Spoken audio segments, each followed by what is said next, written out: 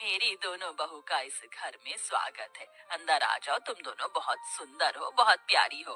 केसरी ऐसा सोचकर अपने मन में सोच रही होती है। अब मेरी दोनों बहू आ गई हैं, इस घर को अच्छे से संभाल लेंगी, जैसे कि मैंने संभाला है। ऊपर से अब ठंड में मुझे काम की। अपना ससुराल देखकर तो मुझे इतनी खुशी हो रही है कि बस क्या बताऊं। मेरी तो सारी ठंड भी भाग गई। यहाँ तो किसी चीज की कमी ही नहीं है। सच कहूँ तो बहुत सुंदर लग रहा है ससुराल। पहले तो मैंने बहुत गरीबी देखी है, लेकिन ससुराल में किसी चीज की कमी नहीं होगी क्योंकि सब बढ़िया है।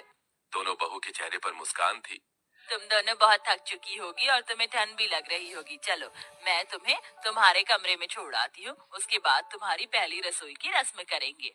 केसरी ऐसा कहकर अपनी दोनों बहू को उनके कमरे में लेकर जाती है, जहाँ दोनों बहू थोड़ी देर आराम करती हैं।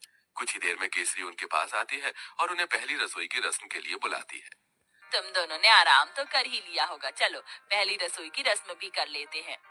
केसरी ऐसा कहने के बाद दोनों बहू को ठंड में रसोई में छोड़कर बाहर चली जाती है। थोड़ी ही देर में फिर से वो दोबारा आती है। मुझे माफ कर देना, मैं तो तुम्हें सामान निकाल कर देना ही भूल गई, अभी देती हूँ। केसरी रसोई में आकर एक कटोरी लेती है और उसमें 6 चम्मच चीनी डालती है, 2 गिलास दूध निकाल कर रख देती है और साथ में 2 कटोरी चावल निकाल के डोंगे में रख देती है। ये रहा सारा सामान। अब तुम अच्छी सी स्वादिष्ट खीर बनाकर सभी के लिए मीठे में लेकर आ जाना। केसरी इतना कहकर रसोई से बाहर चली जाती है और दोनों बहू एक दूसरे की तरफ देख रही होती है। लगता है माँ जी हमें कुछ ज्यादा ही भली समझ रही हैं। मुझे तो लगता है कि उन्हें ये लग रहा होगा कि हमें खाना बनाना ही नहीं आता। चलो, कोई बात नहीं, हम अपने हिसाब से बना लेते हैं। ज्यादा बनाएंगे ताकि रात को खाने को मिल जाए। खाने के बाद कुछ मीठा अच्छा लगता है। इस तरह आराध्या और राधिका दूध चीनी चावल निकाल कर ज्यादा सी खीर बना लेती हैं, जिसके बाद वो खीर परोसकर घर में सभी को देती हैं। बहुत अच्छी खीर बनाई है। वैसे ठंड में खीर अच्छी लगती है, लेकिन चलो खाना तो अच्छा बनाना आता है तुम्हें। कितनी अच्छी बात है, मेरी बहू तो बिल्कुल मेरे जैसी आई है, थोड़े सामान में ही अच्छा खाना बनाना। केसरी ये सोचकर बहुत खुश हो रही होती है। वो कुछ देर बाद अपने कमरे में आराम करने चली जाती है। अब दोपहर का खाना बनाने की बारी आती है, तो दोनों बहू ठंड में रसोई में आती है। कुछ ही देर में केसरी भी रसोई में आती है। अरे, इस वक्त तुम रसोई में क्या कर रही हो? माँ जी, हमने सोचा कि समय पर ही दोपहर का खाना बना देते हैं। अरे, दोपहर के खाने की क्या जरूरत है, सीधा शाम को खाना बनाना चाहिए ना। वैसे भी ठंड में इतनी भूख कहाँ लगती है। और इस पतीले में क्या रखा है? केसरी तब पतीले को देखती है तो उसके अंदर खीर होती है। हे भगवान, इतनी सारी खीर! तुम दोनों ने इतनी सारी खीर कैसे बना दी, जबकि मैंने तुम्हें सिर्फ 2 कटोरी चावल दिए थे, 2 गिलास दूध दिया था।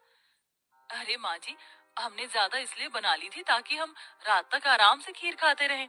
हे भगवान, तुम्हारा पेट है कि कुआं?